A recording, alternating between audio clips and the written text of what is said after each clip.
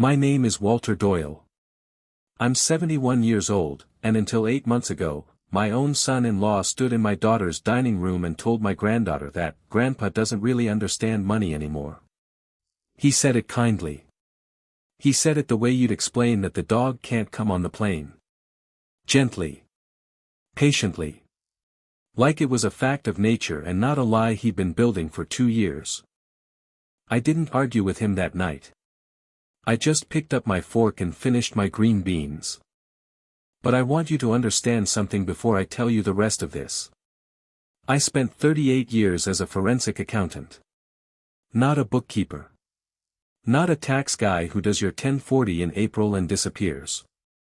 I spent my career finding the money that other people didn't want found, hidden in shell companies, buried in consulting fees, laundered through charities that existed on paper and nowhere else. Companies paid me to walk into their own offices and prove that someone they trusted was stealing from them. So when my son-in-law Marcus looked at me across that table and decided I was too far gone to understand a spreadsheet, he wasn't just underestimating an old man. He was underestimating the wrong old man. I retired from the firm 5 years ago, not because I lost my edge, but because Ellen was sick and I wanted to spend whatever time we had left drinking coffee with her on the porch instead of flying to Cleveland to testify against some regional hospital's chief financial officer. People who knew me from work still call sometimes, asking if I'll consult on a case. I usually say no. I say no because I promised myself, after Ellen died, that I was done chasing other people's dishonesty for a living. I wanted to spend my last good years being somebody's grandfather, not somebody's expert witness. I didn't expect the dishonesty to walk into my own dining room and sit down at Thanksgiving.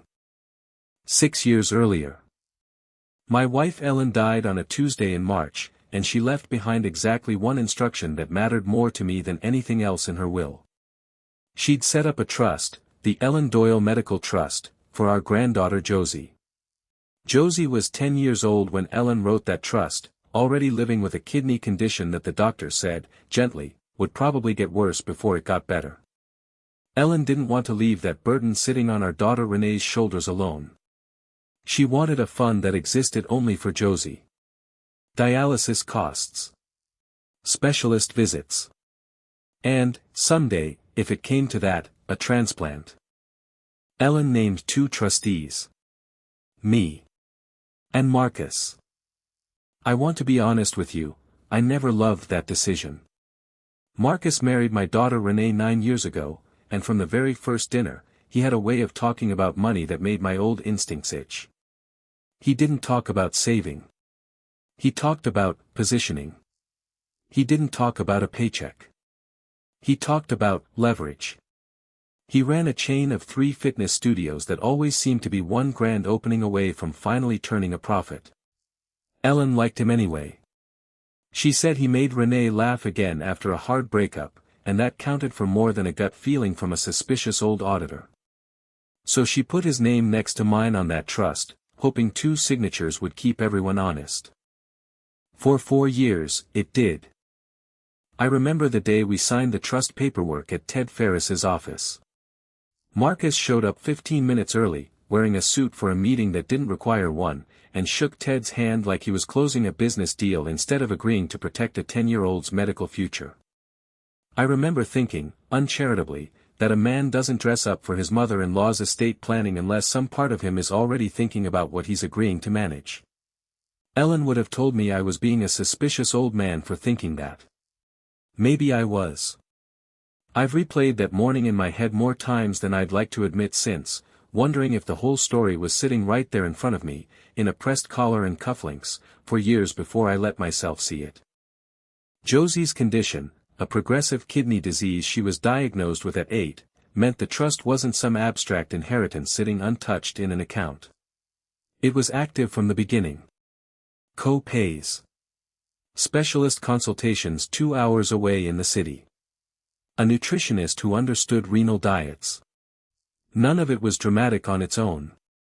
It was the slow, grinding cost of keeping a sick kid as healthy as modern medicine could manage while everyone waited and hoped her numbers would hold steady a little longer. Marcus handled the disbursements because he offered to, early on, saying it made sense since he was better with the online banking stuff than an old man who still wrote checks by hand. I let him. God help me, I let him, because it was one less thing on my plate during the worst year of my life, and because Ellen had trusted him enough to put his name on the paper. 8 months ago. The dinner. Josie was 16 by then, on dialysis 3 times a week, waiting on a transplant list that moved slower than any of us wanted. That night, Renee had made a roast, and Marcus had opened a bottle of wine that cost more than the used pickup truck I still drive. He was in a mood. Loud. Generous with the wine, stingy with eye contact. Somewhere between the roast and the pie, Josie asked a simple question. She wanted to know if the trust had enough set aside yet for the transplant, in case a kidney came available sooner than expected. She was 16. She'd read enough hospital paperwork by then to know that, in case, mattered. Marcus laughed, not unkindly, he'd tell you, but I watched his hand tighten around his glass. He said the trust was healthy. He said Josie shouldn't worry about numbers, that was a grown-up conversation. And when I asked, quietly, what the current balance actually was, he turned to Renee and said the sentence I'll never forget. Your dad doesn't really understand money anymore, honey. No offense, Walter. It's a lot of moving parts these days. 38 years. Federal cases. A man who once found $400,000 a hospital administrator had hidden inside fake vendor invoices, one line at a time, over 6 years. And my own son-in-law told my 16-year-old granddaughter I didn't understand money. I want to describe that moment fully, because it's the hinge this whole story turns on. Josie was sitting across from me in her school hoodie, a compression bandage still visible at the crook of her arm from that afternoon's dialysis session, and she looked at her step-and-father figure, because that's what Marcus had been to her since she was 7, whatever else he turned out to be, with the kind of trust that only a sick kid gives to the adult who's supposed to be handling the scary part so she doesn't have to. She nodded at his answer. Okay, she said. That's good. And she went back to her pie, satisfied, because why wouldn't she be? Nobody had ever given her a reason not to trust him. Renee reached over and squeezed his hand under the table like he'd just done something kind. Maybe in her mind, he had. He protected her daughter from a scary conversation. That's the version of Marcus that existed in that house, the protector, the smooth-talking provider who always had things handled.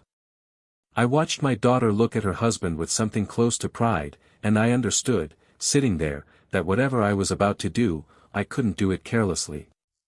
If I came in loud, if I came in with accusations I couldn't fully prove, I wouldn't be exposing Marcus. I'd be handing him the exact narrative he needed, the sad, confused old man, jealous of the younger man his daughter chose, causing chaos out of nothing. I'd seen that defense work before, in cases far more serious than this one. I wasn't going to let it work in my own family. I said nothing. I ate my pie. But that night, driving home, I made a decision. I wasn't going to accuse Marcus of anything. Accusations without proof are just noise, and noise is easy to dismiss from a man they'd already decided was slipping. I was going to do what I've always done. I was going to follow the money. 7 months, 3 weeks earlier. The trust required annual statements, which Marcus, as the trustee handling day-to-day management, had been sending me as PDFs once a year, summaries, not full transaction histories.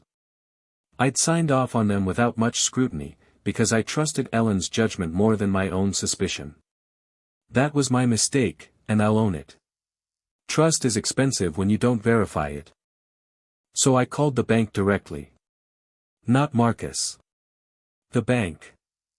I still had co-trustee authority, which meant I had every legal right to request the full transaction ledger for the trust account, going back to its opening.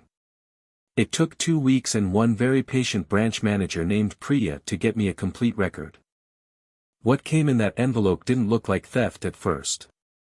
That's the thing people get wrong about this kind of crime. It never looks like a man in a ski mask walking out with a duffel bag. It looks like, Green Peak Fitness Holdings LLC, bridge loan, $12,000. It looks like, marketing consultation fee, $4,500. It looks like a dozen small, boring, plausible-sounding line items, each one a little too easy to wave away, each one just below the size that would make a bank flag it. Over 3 years, I counted $161,000 moved out of Josie's medical trust into accounts connected to Marcus's fitness studios. Not stolen in one dramatic heist.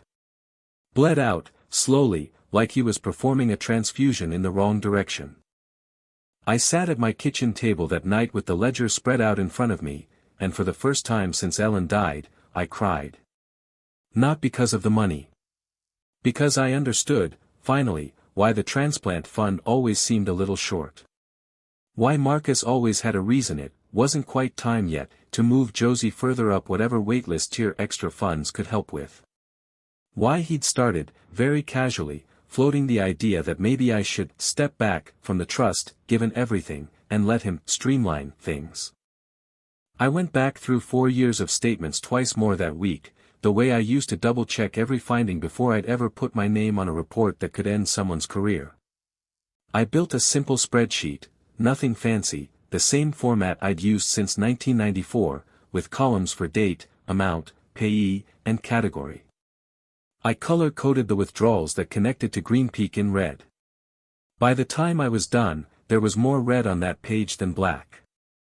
What struck me hardest wasn't even the total. It was the pattern. Every red withdrawal happened within a week of a Green Peak studio missing a lease payment, according to public county filing records I pulled the following weekend. Marcus wasn't stealing for luxury. He wasn't buying a boat or a watch.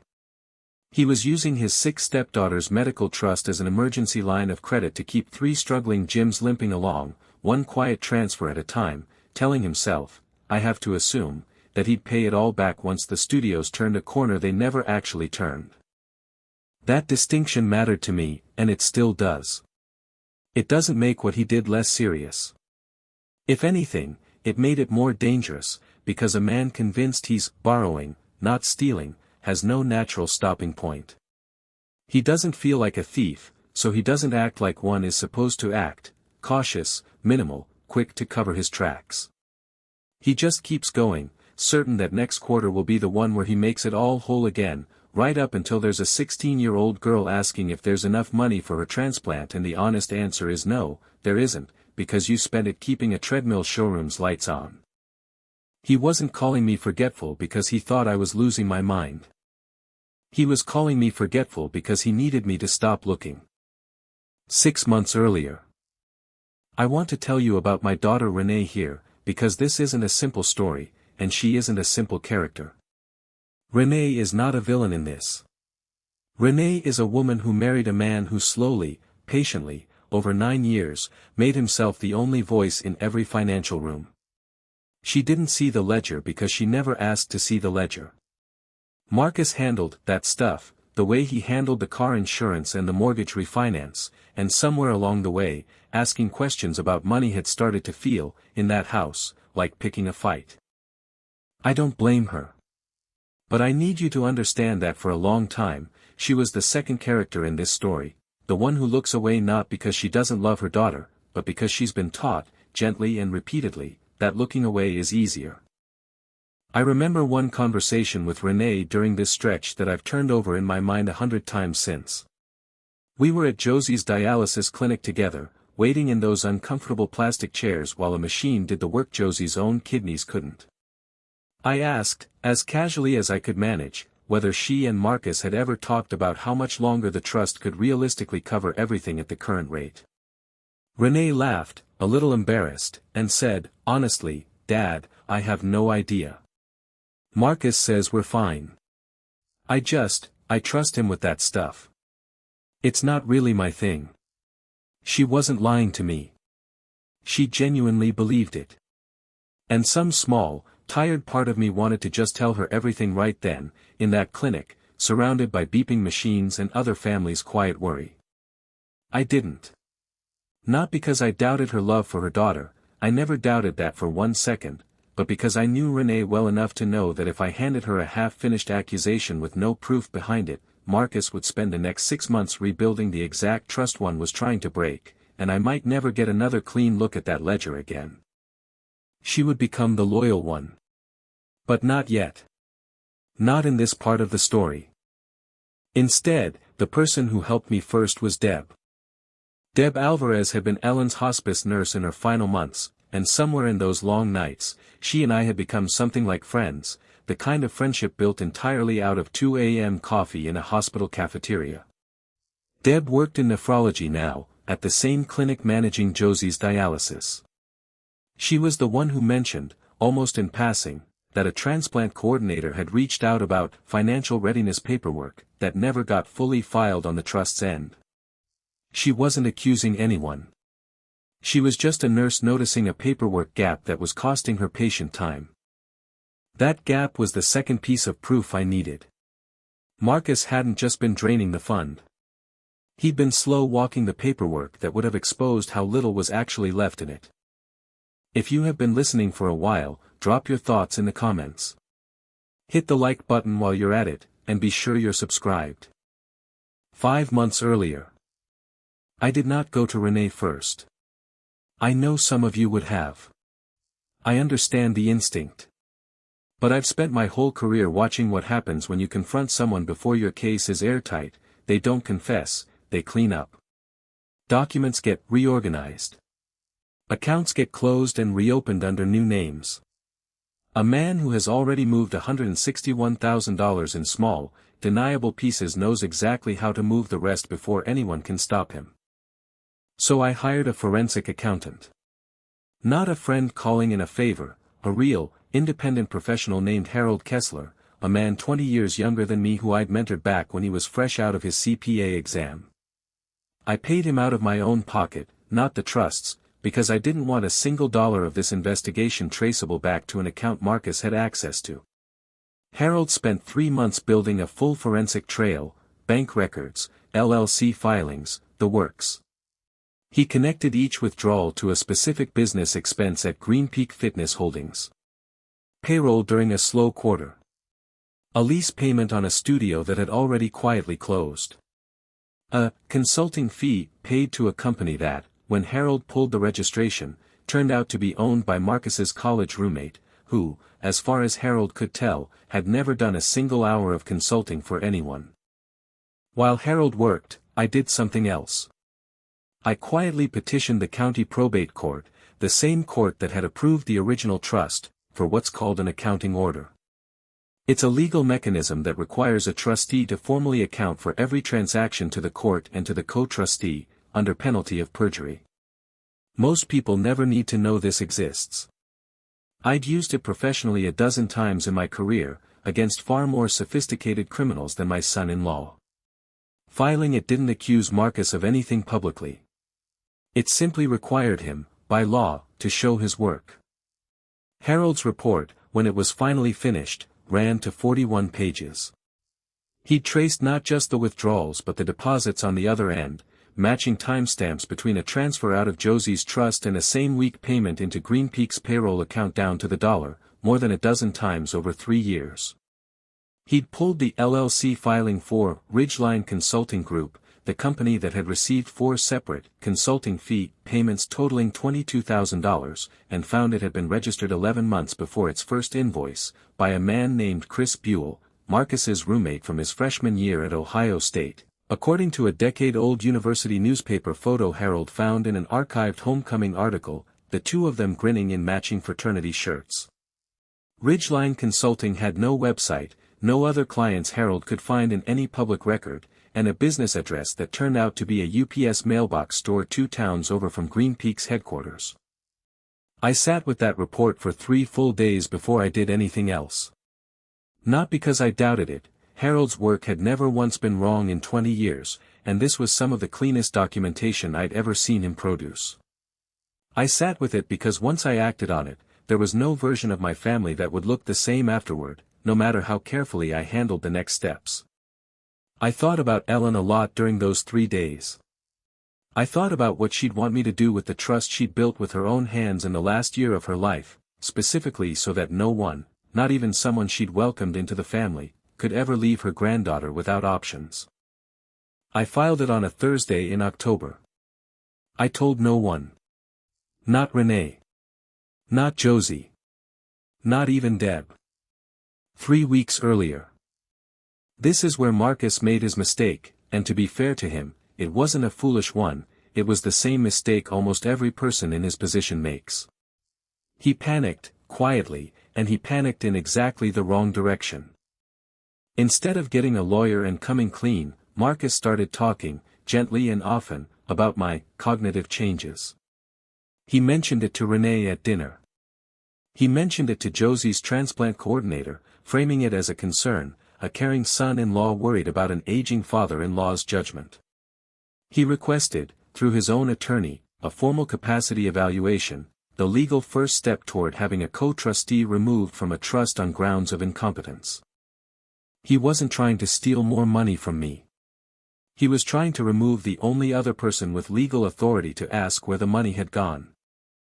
I found out about the capacity evaluation request the way I found out about most things in this story, quietly, through paperwork, 3 days before the accounting order I'd filed was due back from the court.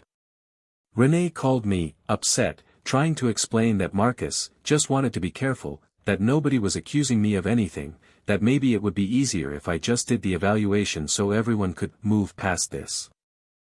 I told her I understood. I told her I loved her. And then I asked her one question. Renee, sweetheart, have you ever actually seen the trust's bank statements yourself? Not the summary Marcus sends once a year. The real ones. There was a long silence on the phone. Long enough that I knew, before she even answered, that the answer was no. 10 days earlier. I invited everyone to dinner at my house. Renee. Marcus. Josie. And, at my request, Harold Kessler, introduced simply as, an old colleague I wanted you to meet. I also asked the family's estate attorney, a good, careful man named Ted Ferris, who had drafted Ellen's original trust and who I'd already privately briefed on everything Harold had found. Marcus came in loud and easy, the way he always did, refilling wine glasses before anyone asked. He made a joke about how nice it was that Walter's still hosting, a small, careless little dig disguised as warmth. I let him have it. I let him relax. Then, after the plates were cleared, Ted opened a folder. I'm not going to pretend this was some cartoonish, movie-style unmasking with shouting and slammed doors. It wasn't.